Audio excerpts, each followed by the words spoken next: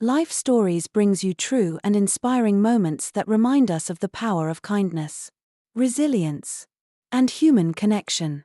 Today's story follows Sarah Mitchell, a young waitress in Chicago who makes a simple yet life-changing decision to feed a hungry man in need.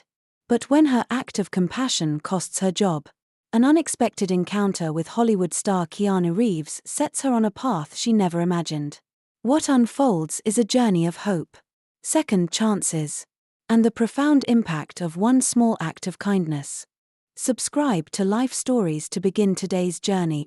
December in Chicago had a way of making the cold feel personal. It didn't just bite, it seeped into your bones, settled there, and made itself comfortable.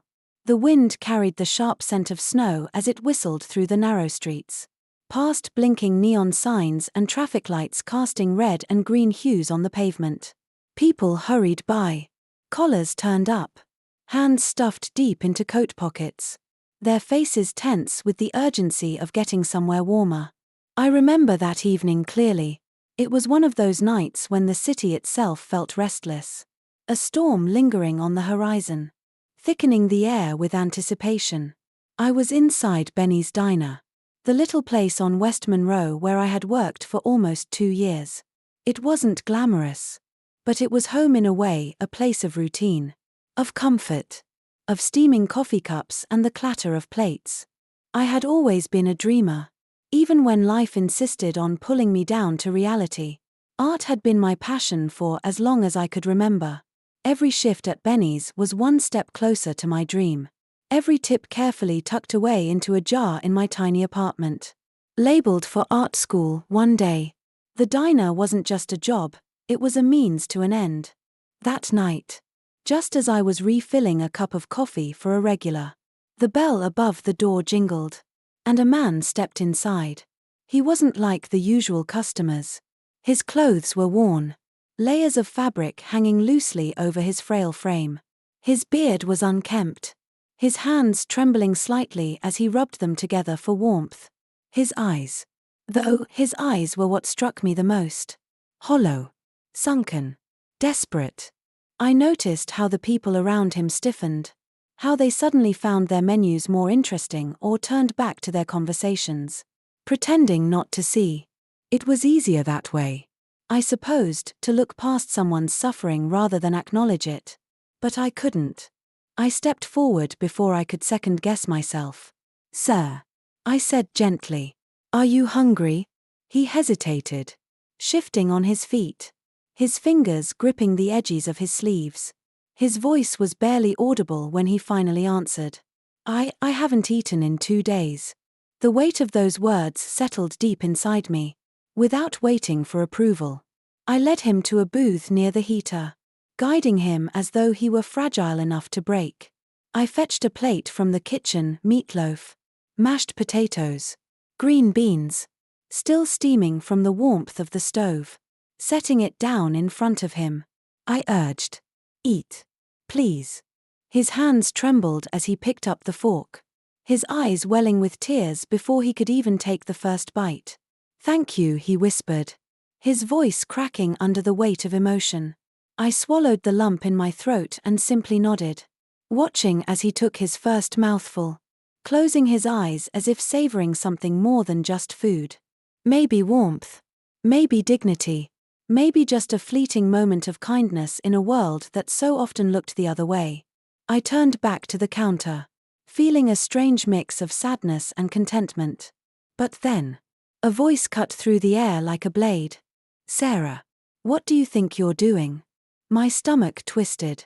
Mr. Reynolds, the owner of Benny's, was already marching toward me, his face red with barely contained fury.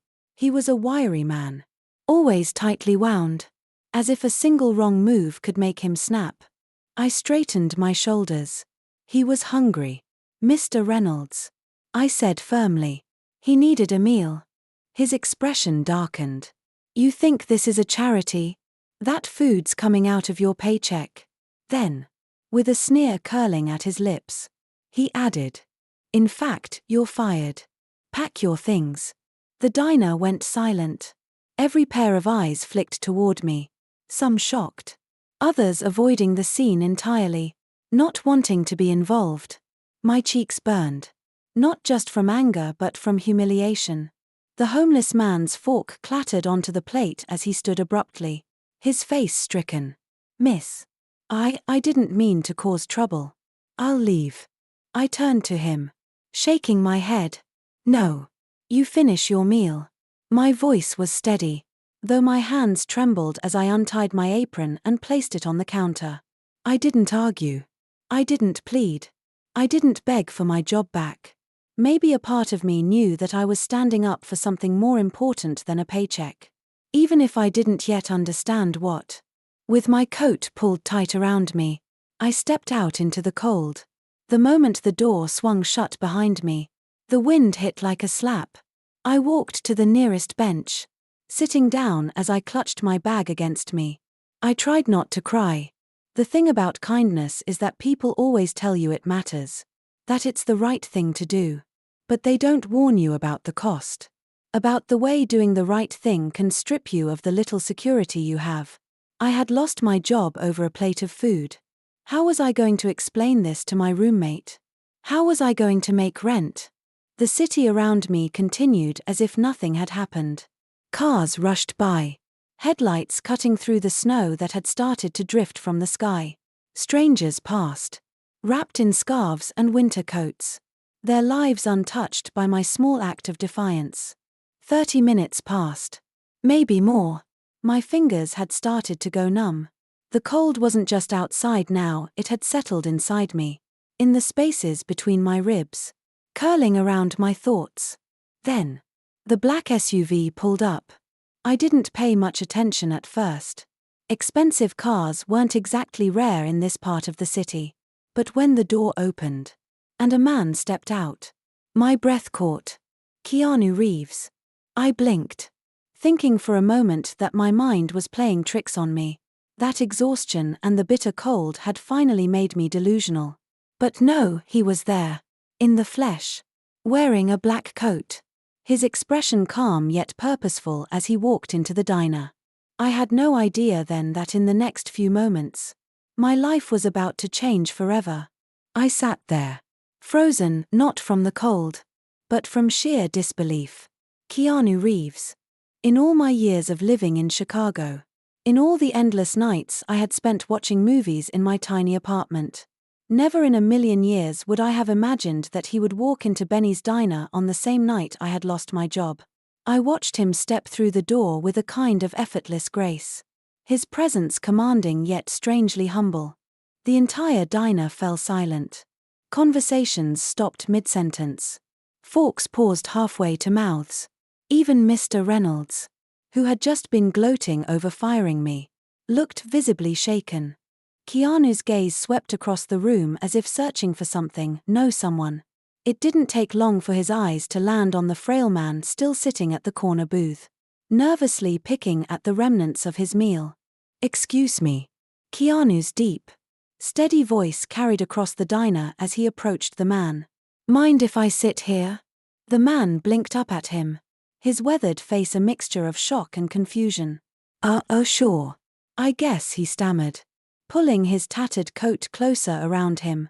Keanu slid into the booth across from him, then gestured to the empty plate. "That meal, was it good?" Tears filled the man's eyes as he nodded. "It was the first warm food I've had in days," he whispered. "A kind waitress gave it to me. But she got fired because of me." Keanu's brows furrowed. "She was fired?" His voice carried a note of disbelief. But underneath, there was something else, something sharper. A flicker of anger. The man hesitated, his hands trembling as he recounted what little he knew. "She left. I didn't even catch her name. She seemed kind, young. I didn't mean for her to lose her job." Keanu sat back, exhaling slowly. Then, with a quiet decisiveness, he turned to Mr. Reynolds, who was still standing behind the counter, his face paler than I had ever seen it. "You're the manager?" Keanu asked, his voice calm but firm. Mr. Reynolds swallowed. Yes, I am. Is there a problem?" "Mr. Reeves?" Keanu's dark eyes narrowed slightly. I heard you fired a waitress tonight. A waitress who showed compassion. Mr. Reynolds shifted uncomfortably, his bravado from earlier seeming to drain from him. Well, she broke the rules. Gave away food for free, he mumbled, though his voice faltered under Keanu's gaze. A tense silence filled the diner. Every customer was watching now, barely breathing. Keanu leaned in slightly, his voice dropping, but no less powerful. You run a business, I get it. But firing someone for helping another human being? That's not just heartless. That's bad business. Mr. Reynolds opened his mouth as if to argue. But Keanu raised a hand, silencing him. You'll want to rethink that decision. Trust me. The weight of those words lingered in the air, pressing down on the moment like freshly fallen snow. Keanu didn't need to yell. He didn't need to threaten. His presence alone was enough to shake the very foundation of the diner. Then, just as quickly as he had arrived, Keanu stood, turned, and walked toward the exit. The moment he stepped outside, the spell broke. Conversations resumed in hushed tones, whispers spreading like wildfire. And me. I was still on that bench, watching through the frosted diner window, too stunned to process what had just happened. Then, as if drawn by some unseen force, Keanu's gaze lifted and locked onto mine. For a second, I panicked. Should I look away? Pretend I hadn't been staring? But before I could decide, he was already walking toward me. My breath caught as he approached, his steps slow but sure.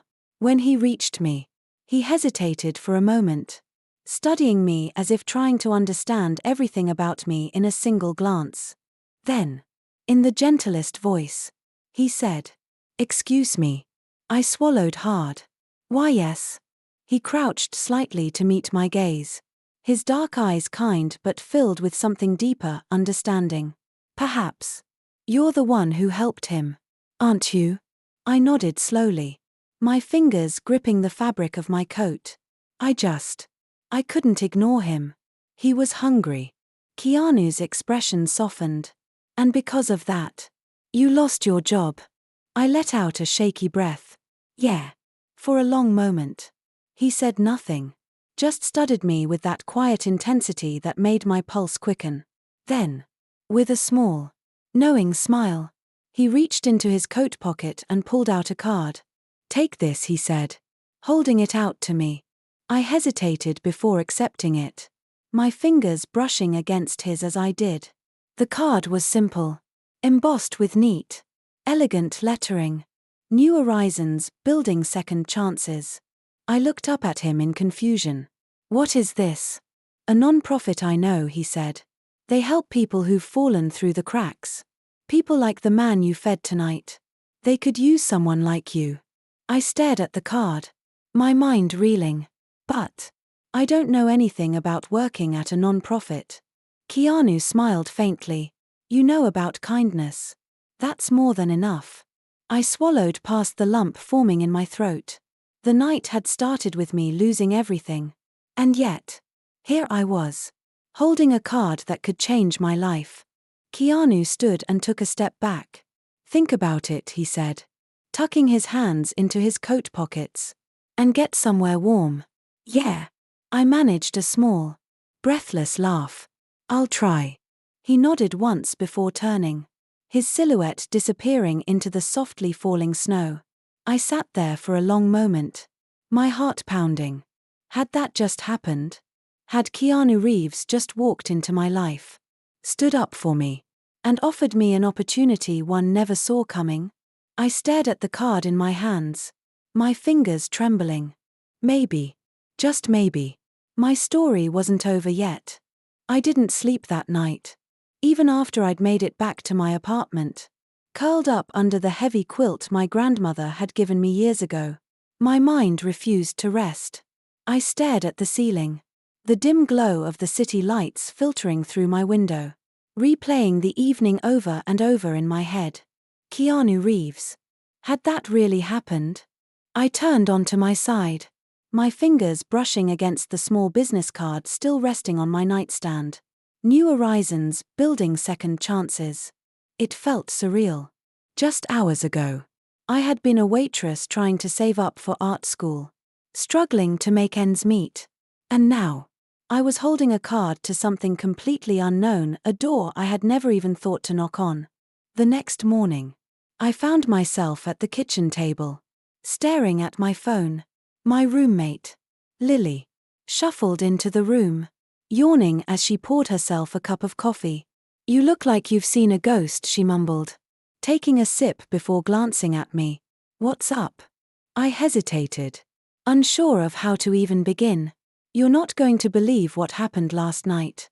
She raised an eyebrow. "Try me." "So," I told her. About the homeless man. About how I had been fired in front of the entire diner. And, most unbelievably, about how Keanu Reeves had walked in like some kind of avenging angel, confronted my boss, and handed me an opportunity one never saw coming. By the time I finished, Lily was staring at me, mouth slightly open. "You mean to tell me," she said slowly, "that you got fired? And instead of crying in your room all night, Keanu freaking Reeves showed up, put your boss in his place, and gave you a shot at a whole new career?" I exhaled. "That's pretty much it." Silence. Then, Lily burst into laughter. "Only you, Sarah. I swear, only you could get fired and somehow have a Hollywood star show up to save the day." I couldn't help but smile. It did sound ridiculous when she put it that way. She leaned forward, suddenly serious. "So, are you going to call?" I looked down at the card. "I don't know," I admitted. "I mean, what if this is some mistake? What if they don't need me? I'm just a waitress." "Lily, I don't know the first thing about working for a non-profit." Lily scoffed.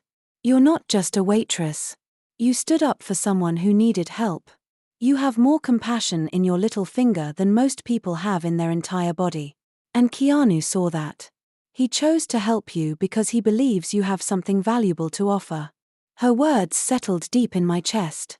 Taking a deep breath, I picked up my phone and dialed the number. After 3 rings, a warm, friendly voice answered. "New Horizons. This is Anna speaking. How can I help you?" I swallowed hard. "Hi. My name is Sarah Mitchell. I was referred to you by Keanu Reeves." There was a brief pause. Then, to my surprise, Anna's voice brightened. "Ah, yes. Keanu mentioned you. We'd love to meet you. Can you come by today?" I blinked. He had already told them about me? "Yes," I said quickly. "I'll be there." A few hours later, I stood outside a modest brick building in downtown Chicago. The sign above the door read "New Horizons, Building Second Chances." Taking a deep breath, I stepped inside. A middle-aged woman with warm eyes and a kind smile greeted me at the front desk. "You must be Sarah," she said, standing and extending her hand. "I'm Anna. Keanu told us what happened last night. He spoke very highly of you." I flushed, still struggling to comprehend the idea that Keanu Reeves had even noticed me, let alone spoken highly of me. "I'm not sure what I'm doing here," I admitted. Anna gestured for me to follow her. "That's okay. No one ever is at first." She led me down a hallway, past small offices and meeting rooms filled with people engaged in deep conversation. There was an energy in the air, one of purpose, of hope. "We work with people who've hit hard times," Anna explained. "The homeless, former inmates trying to rebuild their lives, people struggling with addiction. We provide job training, housing assistance, and most importantly, community. Keanu thought you might want to help while you figure out your next step." I felt a flicker of hope in my chest, but doubt quickly crept in. "I don't know if I'm qualified for this," I said softly. "I don't have any experience." Anna stopped and looked at me, her expression gentle but firm. "From what I hear, you stood up for someone who had no one. You saw someone suffering and did something about it. That's rare, Sarah." That's enough.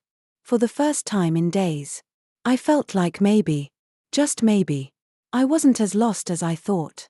Months passed, and I found myself fully immersed in my work at New Horizons. What started as uncertainty turned into purpose. I coordinated meal programs, connected with local shelters, and even started an art therapy workshop, using my passion for painting to help others express themselves. One rainy evening, as I cleaned up after a workshop, the door to the center opened. I turned, expecting one of the volunteers, but my breath caught. Keanu Reeves stood in the doorway, rain dripping from his coat, a familiar warmth in his eyes. "I heard you've been doing amazing things," he said with a smile. I felt a lump in my throat. "You believed in me before I believed in myself." Keanu nodded. "That's what kindness does."